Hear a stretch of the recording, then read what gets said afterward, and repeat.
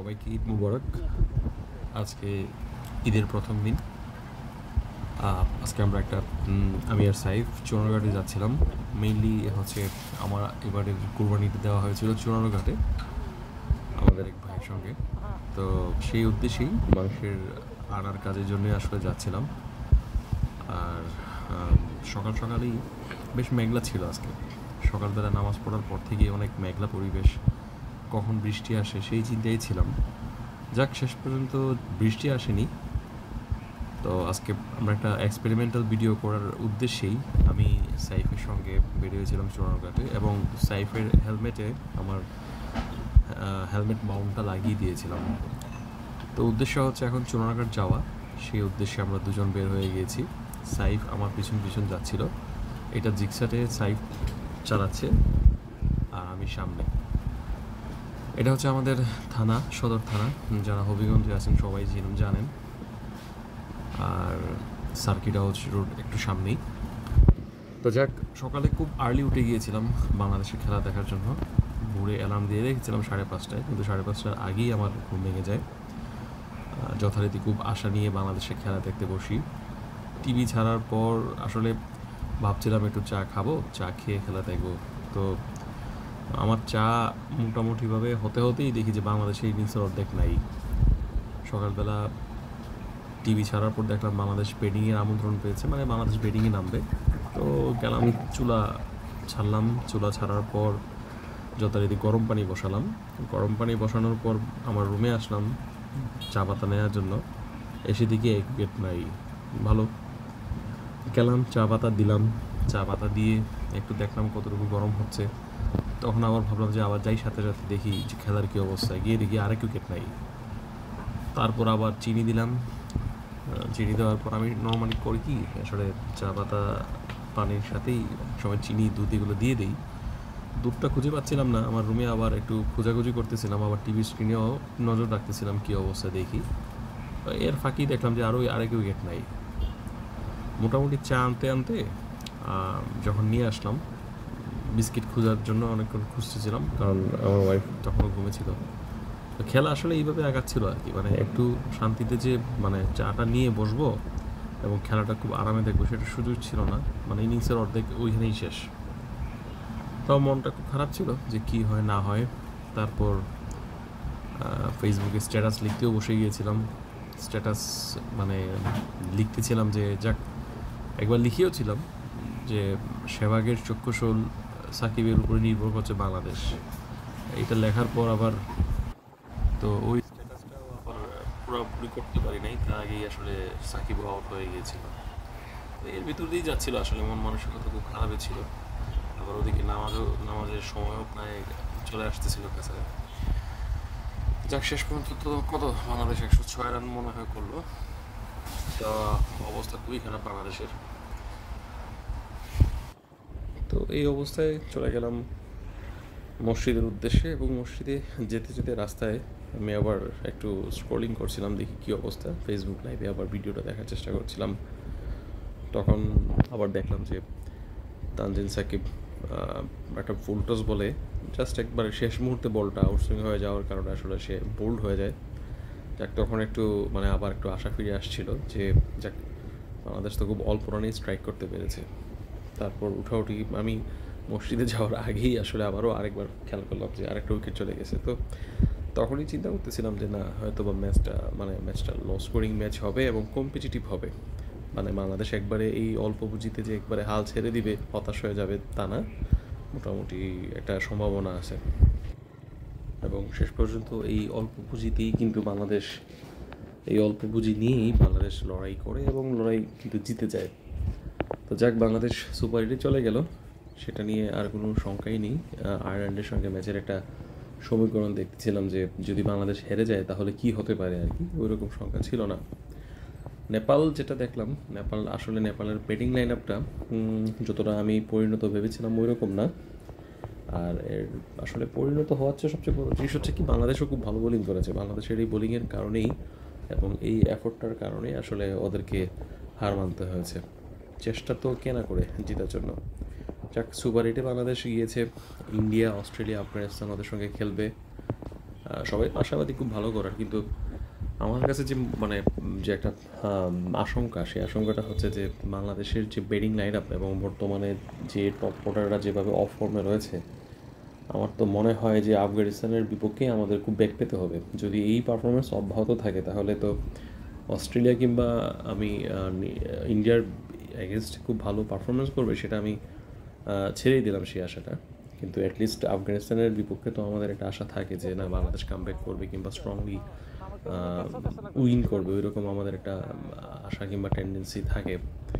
কিন্তু মনে হয় না আর কি যে এইরকম ব্যাটিং পারফরমেন্স অব্যাহত থাকলে খুব একটা ভালো করার সম্ভাবনা আছে। তবে বোলিং নিয়ে আমি যথেষ্ট আশাবাদী বাংলাদেশের। যে মুস্তাফিজের যে বোলিং দেখলাম, বিশেষভাবে লাস্ট ওভারের আগের ওভার ও যেভাবে উইকেট মেডেন নিল, মানে অসাধারণ আর কি। কোনো জানি না পৃথিবীর আর কতজন বোলার এইরকম সিচুয়েশনে মানে ওর মতো এই পারফরমেন্স দিতে পারত। আমার তো বিশ্বাস যদি ওয়ার্ল্ডের সেরা 10জন বোলারও এই ওভারটা করতো, ওর মতো হয়তো বা 10 জনের কেউই এইভাবে উইকেট মেডেন নিতে পারতো না ওই সিচুয়েশনে, সে যে কোনো দলই হোক না কেন। ওর এই কাটারগুলো আসলে সত্যি অত্যন্ত দুর্বোধ্য এটা খেলাটা এই সিচুয়েশনে। তবে এটাও ঠিক যে সবসময় যে এইভাবে সে ম্যাচ বের করে দিয়ে দিবে, আমাদের কাছ থেকে ইয়ে করে নিয়ে যেতে পারে। আর তাছাড়া নেপালের ব্যাটসম্যান এবং ইভেন আমি আফগানিস্তানের ব্যাটসম্যানও বলবো, ওরাও কিন্তু মুস্তাফিজকে খেলে অভ্যস্ত কিংবা জানে কোন জায়গায় বল মানে ও করে সাধারণত ওই সময়টাতে। কাজেই ওরা যে খুব ভালো করে ফেলবে মুস্তাফিজ ওদের এগেনস্টে, সেটা আসলে মনে হয় না আর কি ওইরকম কিছু হবে। তো সুপার এইটই আসলে বাংলাদেশের জন্য খুব কঠিন যাত্রাই হবে আর কি, যেটা আমার কাছে মনে হয়েছে। যাক, আমরা আশা নিয়ে থাকবো।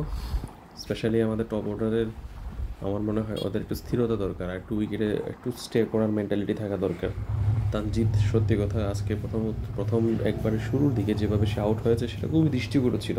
ওভারের প্রথম বল, ইনিংসেরও প্রথম বল সে এভাবেই ডাউন দ্য উইকেটে মারার চেষ্টা করলো, তারপর আউট হয়ে গেল। আসলে এগুলা খুবই চাইল্ডিশ, মানে এই পর্যায়ে এসে আসলে এগুলা দরকার নেই, নিডলেস।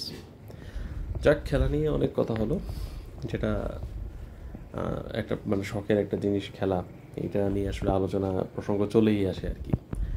আর নর্মালি আমরা এই যে চুনারঘাট যাচ্ছি হবিগঞ্জ থেকে, চুনারঘাট আসলে নর্মালি আমি দেখলাম যদি আমার অ্যাভারেজ স্পিড বলবো না, আমি যদি মোস্ট অফ দ্য টাইম 60 কিংবা 65 এই রেঞ্জে আমার স্পিড থাকে, তাহলে 35 থেকে 36 মিনিট লেগে যায় আর কি।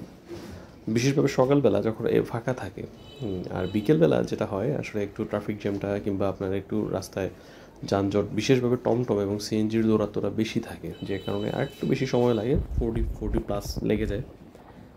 তো বাইপাসে দিয়ে আসলেও আমি দেখলাম যে খুব একটা আগে চলে আসা যায় এমন না। মানে এখন যে রোডেতে আমরা যাচ্ছি এই রোডে কিন্তু বিকেলবেলা সিএনজি এবং টমটম খুব বেশি থাকে, আপনি খুব একটা বেশি ফ্রিলি এখানে আপনি চালাতে পারবেন না। অনেক সময় আমি বাইপাসে দিয়ে চলে আসতাম এই অতিরিক্ত এখানকার এই রোডে অতিরিক্ত যানজটের কারণে, কিন্তু সময়ে দেখলাম আসলে এদিকেই তারপরও কমই লাগে। বরং বাইপাসের ওইদিকে আসা একটা রিস্ক ফ্যাক্টর আছে। যেমন আমি ঈদের আগে একবার আসতে চাচ্ছিলাম, তো আসার সময় আমি খেয়াল করলাম যে ওইখানে যে লোকাল যে মিনি বাসগুলা ওরা খুব বেপরোয়াভাবে চলাচল করে, ইভেন বিরতিহীন ওরাও।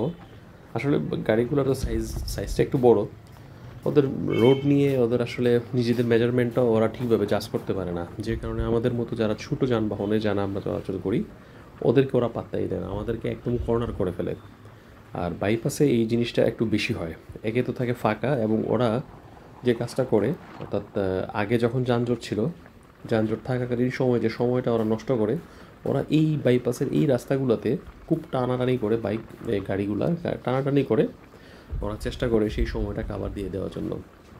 তো এই কারণে আসলে অনেক সময়, যেমন আমি ওই একটা সিচুয়েশনে পড়ে গিয়েছিলাম যখন একটা সিএনজিকে একটা মাধবপুর যাওয়ার একটা লোকাল বাস সে ওভারটেক করছিল, কিন্তু সে ওভারটেক করে এমনভাবে করছিল যে আপনি যখন একটা সিএনজিকে ওভারটেক করবেন করে তো আপনার উচিত আবার বাম দিকে কেটে নিয়ে যাওয়া, কিন্তু সে তার বডির কারণে তার গাড়ির হয়তো বা টেকনিক্যাল কিছু প্রবলেম আছে, সে এটা করতে পারেনি, যে কারণে সে ডান দিকে একদম চাপা দিয়ে দিয়েছিল, আমাকে অলমোস্ট 7 দাগের বাইরে নিয়ে গিয়েছিল। এবং থ্যাঙ্কস টু মাই এবিএস থাকার কারণে আসলে ওই যাত্রায় আমি একদম সেভ হয়ে যেতে পেরেছিলাম, কারণ একদম পিচ্ছিল রাস্তায় আমাকে ইমার্জেন্সি ব্রেক করতে হয়েছিল।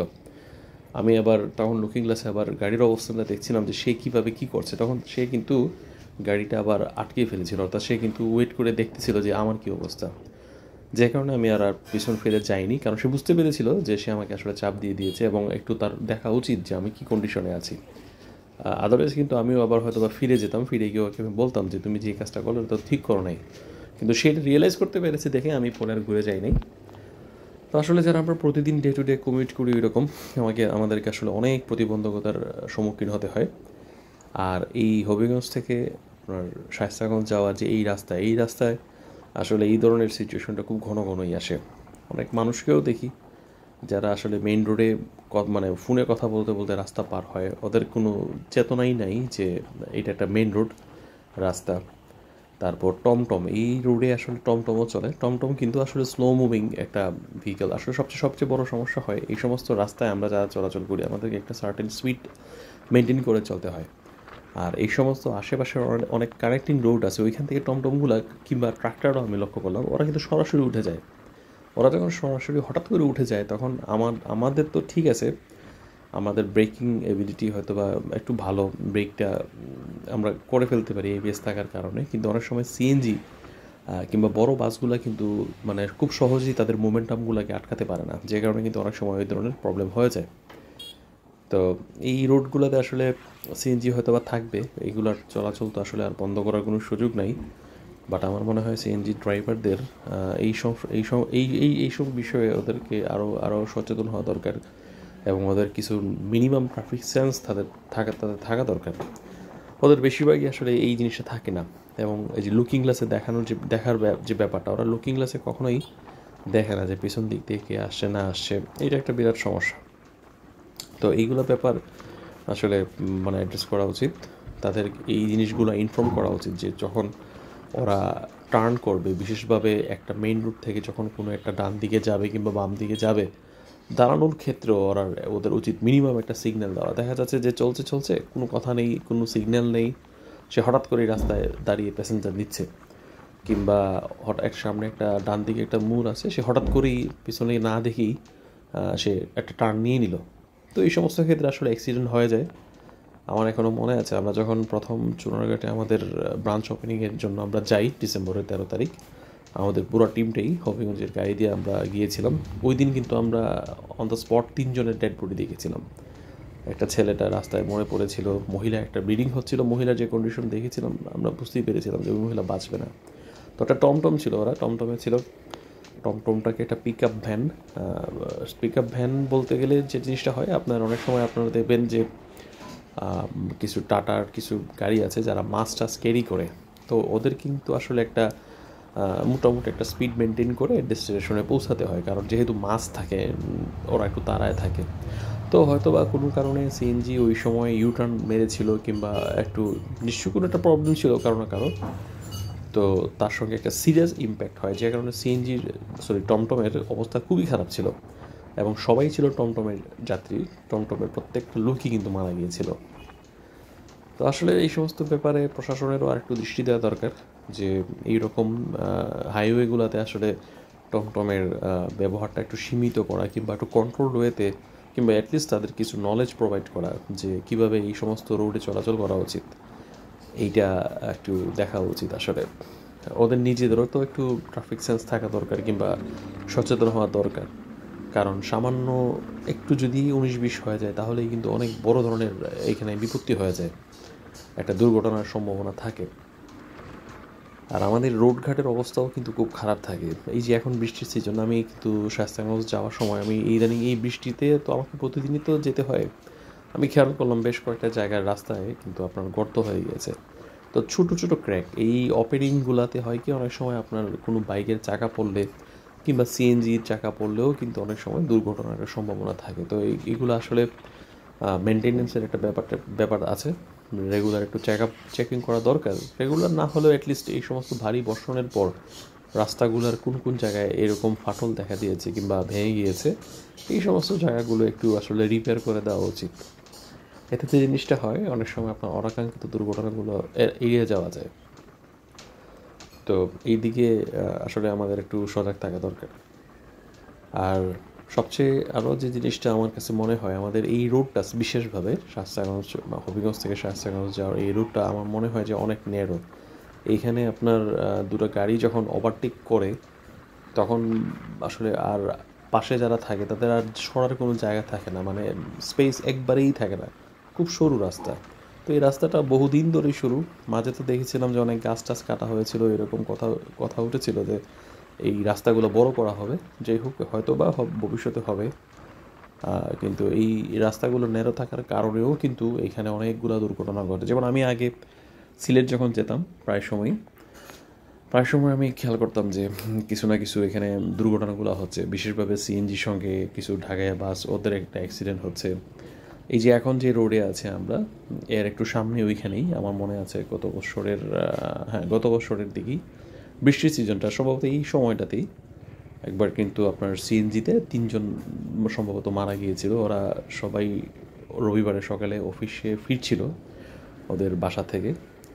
তো অতিরিক্ত বৃষ্টির কারণে এবং এইখানে সামনের এই দিকটাতেই, এই রোডের এদিকেই কোথাও একটা রোডের একটা মেনটেন্যান্সের কাজ চলছিল, বড় পাথর দেওয়া ছিল।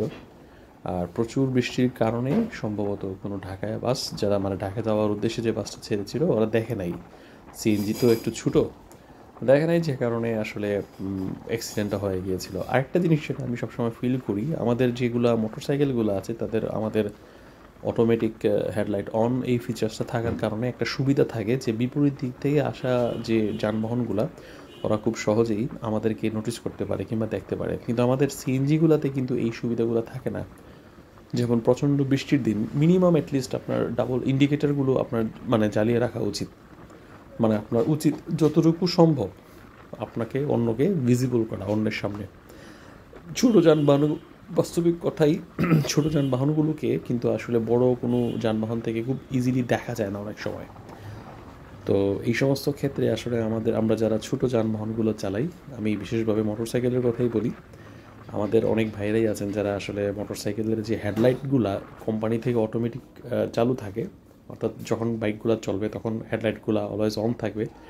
ওনারা একটা আশঙ্কায় মানে ভয় পেয়ে যে হেডলাইটগুলো হয়তো বা নষ্ট হয়ে যাবে, এই কারণে ওনারা এই ফিচার্সটা লাইনগুলো কেটে দেন।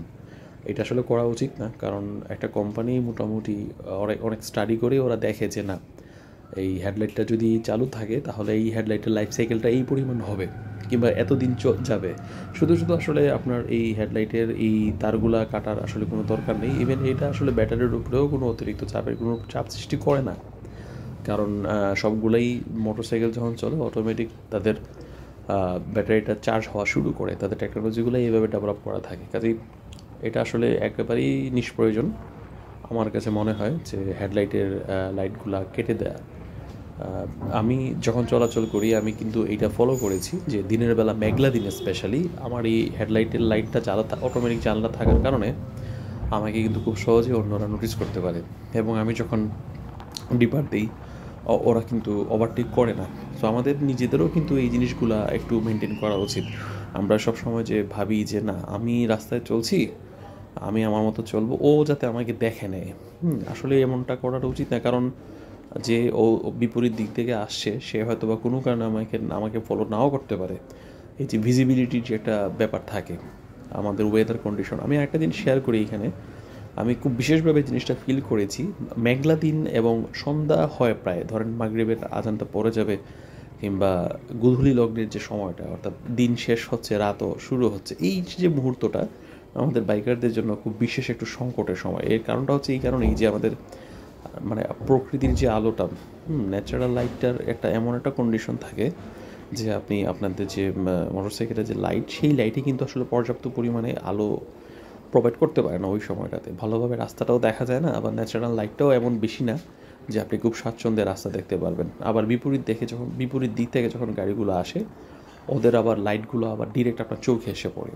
সো ওই রকম যে সিচুয়েশনটা, এই সিচুয়েশনটা আমার কাছে মনে হয় বাইক চালানোর জন্য কিংবা আমি মনে হয় যে কোনো গাড়ি চালানোর জন্য খুব একটু ক্রিটিক্যাল ওই সময়টাতে, এবং ওই সময়টাতেই আমাদের কিন্তু একটু বেশি সাবধান থাকা দরকার। সময়টা আপনি ধরে নেন এইরকম যে ভোর থেকে আপনার ভোরবেলা মানে খুব ভোরে আপনি বের হয়েছেন, সূর্যের আলো জাস্ট উঠছে, ওই সিচুয়েশন, হ্যাঁ, আবার রাতটাও শেষ হচ্ছে, আবার যে গোধূলি লগ্নের যে সময়টা, এই সময়টাতে আসলে ন্যাচারাল লাইটের একটু অভাব থাকে। ওই সময় আমার মনে হয় সবচেয়ে বেশি সতর্ক থাকা দরকার, যেটা আমি ফিল করেছি এখানে।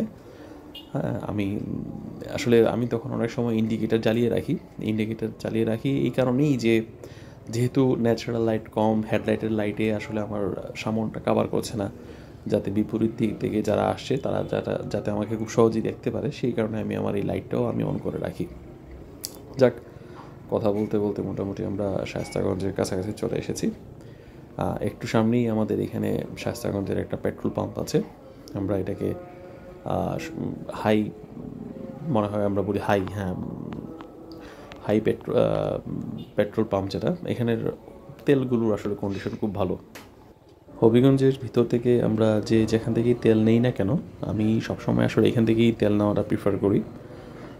আমি এখন পর্যন্ত এখানকার তেলে কোনো ভেজাল আমার চোখে পড়েনি আর কি, সবসময় ভালো। আর ওইদিকে আমি যদি আগে যখন নবীগঞ্জ দিয়ে চলে আসতাম, আমি শাপলা ফিলিং স্টেশন থেকে আমি আসলে তেলটা নিতাম। আমার বন্ধুর পেট্রোল পাম্প বলে না, আসলে ওইখানকার তেল আমার কাছে কম্পারেটিভলি একটু ভালো কিংবা বেটার মনে হয়েছিল। বাট ওদের তেলটা বেস্ট, এটা নিয়ে কোনো ডাউট নেই। অনেকে অকটেন বুস্টার ইউজ করেন কিংবা অনেক ধরনের বুস্টার ইউজ করেন, হয়তোবা বুস্টারের প্রয়োজনীয়তা না আসলে নেই এই পাম্পের তেল ইউজ করলে। আমি কোনো ডিফারেন্স পাইনি বুস্টার ইউজ করার পরে। ভেজাল তেল থাকলে যদি বুস্টার ইউজ করেন তখন হয়তো বা একটু বেনিফিটটা কিংবা পার্থক্যটা চোখে পড়তে পারে। আদারওয়াইজ আমি কখনোই পারফরমেন্সের দিক দিয়ে কোনো পার্থক্য আমি পাইনি। যেটা হয়, আপনি যদি ইঞ্জিন অয়েল আপনার ভালো থাকে, যেটা আপনি ফুল সিনথেটিক ইঞ্জিন অয়েল যেটা আমি ইউজ করছি, ফুল সিনথেটিক ইঞ্জিন অয়েল, তারপর ইরিডিয়াম স্পার্ক প্লাগ, এইগুলোতে পারফরমেন্সের বেশ বুস্ট আপ হয়। আর চেইন যদি রেগুলার আপনি ক্লিন রাখেন, এতে কিন্তু একটা পারফরমেন্সের পার্থক্য আপনি পরিলক্ষিত হবে। টায়ার প্রেশারটা ঠিকভাবে মেনটেন করা। এই যে চুনারঘাটের পথে চলে আসলাম আমরা, একটু আগেই শায়েস্তাগঞ্জ গুল চত্বর পার হয়ে গেলাম। এখন সোজা একদম গেলেই এদিকে চুনারঘাট। আসলে এখান থেকে নর্মালি 13 থেকে 14 মিনিট হার্ডলি লাগে, আপনার যদি ট্রাফিক কন্ডিশনটা ফেভারেবল থাকে তাহলে চুনারঘাট চলে যাওয়া যায়, খুব নিশ্চিন্তেই চলে যাওয়া যায় এদিকে। বিকেলবেলা এদিকে বেশ রাশ থাকে, এখানে সিএনজি বলেন, তারপর টমটম বলেন, এদের একটা ওভারটেকিংয়ের একটা কম্পিটিশন থাকে। কারণ সবাই চায় যে শায়েস্তাগঞ্জ কত আগে পৌঁছানো যায়, অর্থাৎ চুনারঘাট থেকে যে শায়েস্তাগঞ্জ আসে ওদের একটা টার্গেটই থাকে যে কত দ্রুত আপনার শায়েস্তাগঞ্জ এসে পৌঁছা যায়। এখানে ওভারটেকিংয়ের একটা খেলা চলে, যে কারণে এই রোডটা কিন্তু আমি বিশেষভাবে আমার কাছে মনে হয় বিপজ্জনক। কারণ এই রোডে আপনার বড় বাস কম্পারেটিভলি খুব কম থাকে এবং সিএনজিটাই খুব বেশি থাকে এবং টমটম। আর সিএনজিগুলা আসলে এখানে একটু প্রতিযোগিতা করে তারা ওভারটেকিং করে। তো এইটা আসলে এখানে একটু আমার মনে হয় এই রোডটাতে বিশেষভাবে একটু ট্রাফিক সার্জেন্ট কিংবা তাদের একটু ভিজিল্যান্ট হওয়া দরকার। ওভারটেকিংটা এখানে যদি একটু বন্ধ করা যায় কিংবা স্পিডিংটা যদি এখানে আর একটু কন্ট্রোলিংয়ে আনা যায়, তাহলে আমার মনে হয় অনাকাঙ্ক্ষিত দুর্ঘটনাগুলো এখানে একটু বিশেষভাবেই এড়ানো সম্ভব। এই রোডে আমি বেশ অনেক মোটরসাইকেলের অ্যাক্সিডেন্টও দেখেছি। এর একটা প্রধান কারণ হচ্ছে এই রাস্তাটা একদম স্ট্রেইট রাস্তা, সোজা রাস্তা, এবং এই সোজা রাস্তায় যারা অনেকেই আছেন প্রথমবারের মতো, এই রোডেই কিন্তু সাতচুরি যাওয়া যায়।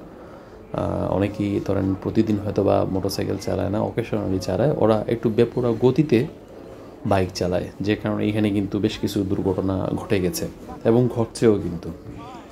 এবং এইখান থেকে আপনার যে সামনে হচ্ছে আপনার দুর্গাপুর বাজার, এই দুর্গাপুর বাজারের ভিতরে এই পর্যন্ত কিন্তু কোনো স্পিড ব্রেকার নেই। এখানে আসলে একটু ঘন ঘন আমার মনে হয় স্পিড ব্রেকারও দরকার। আচ্ছা, যাত্রার এই অবধি আসলে একটু আমি সাইফের সঙ্গে একটু পরামর্শ করছিলাম যে ওর ভিডিওতে একটু সমস্যা হচ্ছিল। যাক, ভিডিওটা একটু ক্যামেরাটা একটু অ্যাডজাস্টমেন্ট করে তারপর আমরা আবার এখান থেকে আবার একটা যাত্রা শুরু করে দিই। এটার ভিডিওটাও আসবে একটু পরেই। তো এখন আমি একটু ক্যামেরাটা ওর জাস্ট একটু অ্যাডজাস্ট করে দিচ্ছি, আর ইমিডিয়েট এই ভিডিওটার পরপরই আমাদের নেক্সট ভিডিওটা শুরু হয়ে যাবে, আমি সেটাও এডিট করে দিচ্ছি। এখন আমাদের এই হবিগঞ্জ থেকে চুনারঘাট যাওয়ার যে সম্পূর্ণ রাস্তার যে ভিডিওটা, সেটার সেকেন্ড পার্ট থেকে শুরু হচ্ছে। ক্যামেরাটা ওকে আমি সেট করে দিয়ে দিচ্ছিলাম। তো যেটা বলছিলাম, এই রোডটাতে আসলে একটু দুর্ঘটনা একটু কম্পারেটিভলি একটু বেশি আমরা দেখি হয়। আর এইটা হওয়ার পিছনে যে কারণটা আমি বললাম যে এখানে আসলে রাস্তাটা অনেক স্ট্রেইট, আপনারা খেয়াল করলে দেখবেন রাস্তাটা একদম সোজা। আর কিছু কানেক্টিং রোড আছে এখানে, একটু হাতের ডান দিক থেকে একটা রাস্তা আছে, এইখান থেকে অনেক সময় অনেক সিএনজি টিএনজি সরাসরি উঠে যায়, কিংবা মোটরসাইকেলের যে যারা চালায় ওরাও অনেক সময় সরাসরি চলে আসে পূর্ণাঙ্গ স্পিড দিয়ে, যে কারণে অনেক সময় পলিউশন হয়ে যায় কিংবা একটা সংঘাত হয়। তবে এই জায়গাটাতে এই সোজা রাস্তা তো, এইখানে অনেকেই খালি পেয়ে ফাঁকা পেয়ে অনেক জুড়ে টান দেয়, এবং বাইকার বাইরে আমরা যারা উঠতি বয়সী আছে অনেকেই কিন্তু এখানে একটু কম্পিটিশনে মানে নেমে পড়ে, আমি দেখেছি, লক্ষ্য করেছি। তো এইটা অ্যাভয়েড করতে হলে এখানে আসলে ইমিডিয়েট আপনার কিছু স্পিড ব্রেকার দেওয়া দরকার। তো এটা আসলে কন্ট্রোলিংয়ের জন্যই দরকার, যদিও স্পিড ব্রেকার আমরা যারা বাইকার আমরা এটা একবারেই পছন্দ করি না কিংবা কারোই কাম্য না, কিন্তু যারা কম্পারেটিভলি একটু বয়স কম কিংবা উঠতি চালক ওনাদের কন্ট্রোল করার জন্য আসলে এইটা দরকার। তাছাড়া এখানে কিন্তু বেশ ছাগল কিংবা গরু এইগুলো কিন্তু আশেপাশের ক্ষেত থেকে বাসাবাড়ি থেকে কিন্তু সরাসরি ওরা রাস্তায় উঠে যায়। তো এই ক্ষেত্রে যদি গতিটা একটু কন্ট্রোলিংয়ে রাখা যায় তাহলে এই অনাকাঙ্ক্ষিত দুর্ঘটনাগুলোর একটা পসিবিলিটিস কম থাকে। এখন যে বাজারটা সামনে দেখছেন এটা হচ্ছে দুর্গাপুর বাজার। তো এইখানে এই বাজারটা আসলে মাছের জন্য বিখ্যাত। এইখানে সকালবেলা অনেক মাছ নিয়ে বসে। আমি যখন চুনারঘাটে সকালবেলা যাই তখন কিন্তু এইখানে বেশ ভিড়ভাট্টা থাকে, কারণ হচ্ছে এখানে প্রচুর মাছ নিয়ে ওরা ওঠেন। তো এবং মাছের কালেকশনগুলোও খারাপ না, ভালোই। বাজারটা ছোট, খুব একটা বেশি বড় বাজার না, মোটামুটি মাছ পাওয়া যায়, একবারে খারাপ না। আমি যদিও কিনি নাই কখনো, বাট আমি খেয়াল করেছি বেশ ভালোই মাছ টাছ থাকে আর কি। তো এই বাজারের অনেক ব্যবসায়ী আছেন, যেটা আমি শুনেছি ওনাদের অনেকেরই এই যে আমাদের বিরতিনের মালিক ওনারা কিংবা শেয়ার আছে। তো আমরা এই রোডটাতে আসলে আসলে আমার সেই ডিসেম্বরের স্মৃতিটা বেশি ওঠে। ঠিক এই জায়গাতেই এক্স্যাক্টলি এই আশেপাশে, এই দিকের আশেপাশেই আমরা ওই দুর্ঘটনাটা প্রত্যক্ষ করেছিলাম, এবং আমাদের এটা খুব একটা খারাপ অভিজ্ঞতা ছিল, কারণ বাচ্চাটা রাস্তায় পড়ে রয়েছে।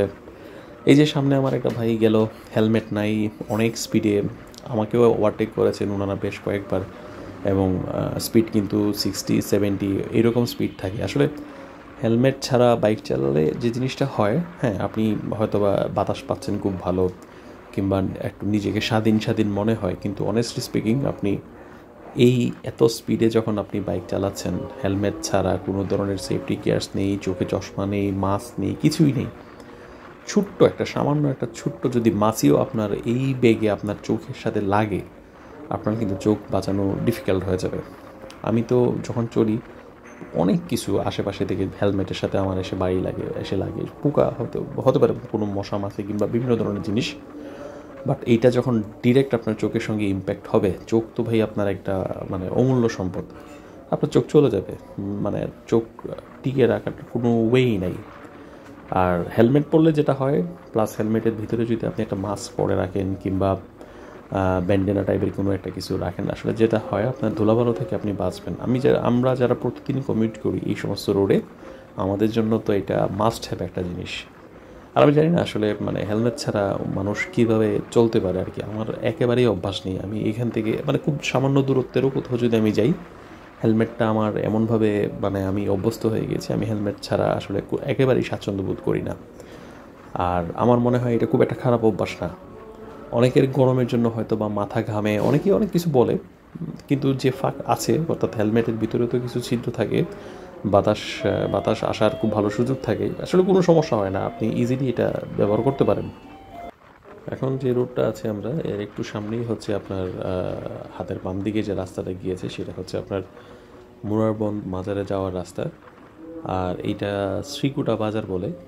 এই যে মসজিদটা আছে, মসজিদটার একটু সামনের যে রাস্তাটা গেছে বাম দিক দিয়ে একদম সোজা, এখান থেকে বাম দিকে প্রায় আপনার ধরেন 2 কিলোমিটার ভিতরেই হচ্ছে মুরারবন্দ মাজার বাম দিক দিয়ে। আর এটা হচ্ছে আপনার শ্রীকুটা বাজারটা মানে খুব একটা বেশি বড় না, ছোট বাজার।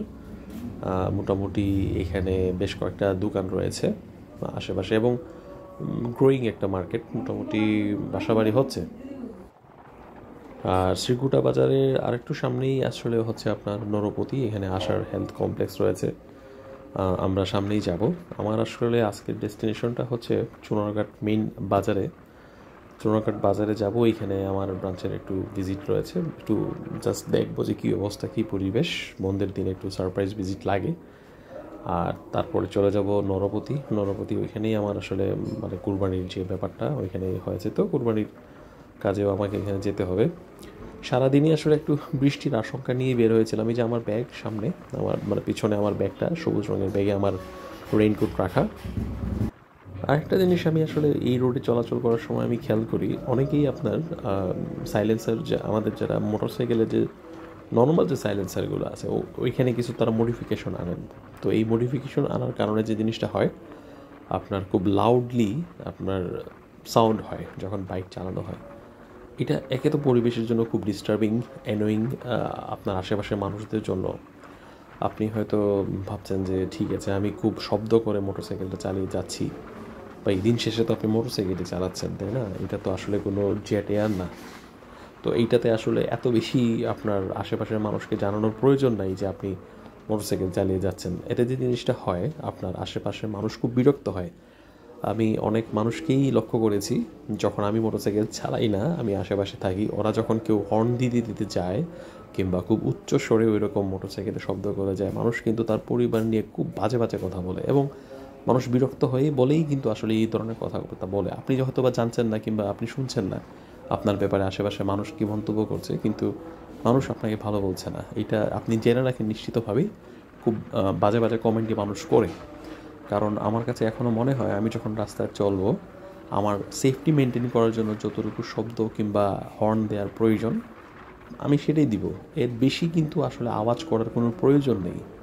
তো এই সাইলেন্সারগুলোর এত বেশি উচ্চ শব্দ থাকে যে সেটা পরিবেশের জন্য যেমন ক্ষতিকর, আশেপাশের মানুষ যারা চলাচল করে তাদের জন্য প্রচণ্ড বিরক্তির কারণ। তো এই ব্যাপারে আমাদের বাইকার ভাইদের আসলে আরেকটু সচেতন হওয়া দরকার, কিংবা আমাদের কমন সেন্স আরেকটু বেশি অ্যাপ্লাই করা দরকার। কী প্রয়োজন শুধু শুধু আরেকজন মানুষের খারাপ কথা শোনার কিংবা মানুষের বিরাগভাজন হওয়ার? কোনো প্রয়োজন নেই তো আসলে। আর নিজের সচেতনতাটাই হচ্ছে সবচেয়ে বড় জিনিস।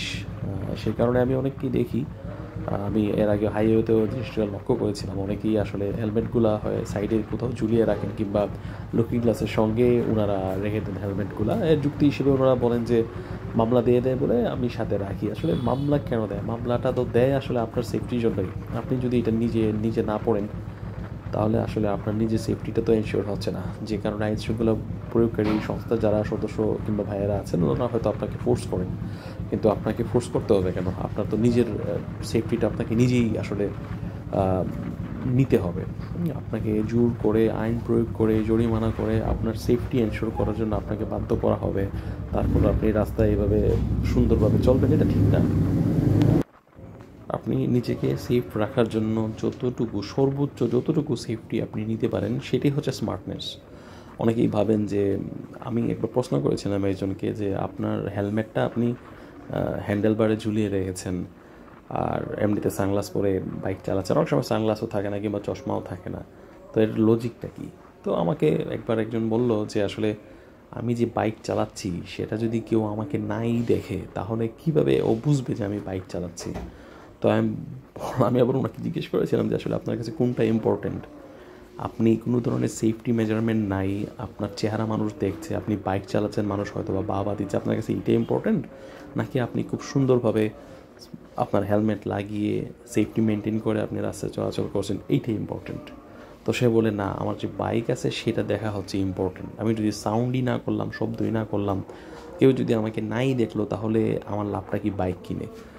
সো আসলে মানুষের অনেক ধরনের সাইকোলজিক্যাল প্রবলেম থাকে। আমার মনে হয় এটা একটা অংশ। আসলে অনেকেই ওইরকম কিছু ভ্রান্ত ধারণা নিয়ে থাকে যে ও যে বাইক চালাচ্ছে এটা অনেকে হয়তো বা আশেপাশের মানুষ এটাকে যাতে নোটিস করে ভাবে যে সে একটা পাইলট, সে একটা জেট বিমান চালাচ্ছে, MiG-29 চালাচ্ছে, F-16 চালাচ্ছে, ওইরকম। আসলে হেলমেটটা পাইলটরাও তো হেলমেট পরে, যারা যুদ্ধ বিমানের যারা পাইলট আছে ওরাও আসলে হেলমেট পরে, আমাদের সাধারণ বাইকাররাও হেলমেট পরে। এখন হেলমেট লাগালে আপনি যদি নিজেকে একটা ফাইটার জেটের পাইলট ভাবেন, ভুল।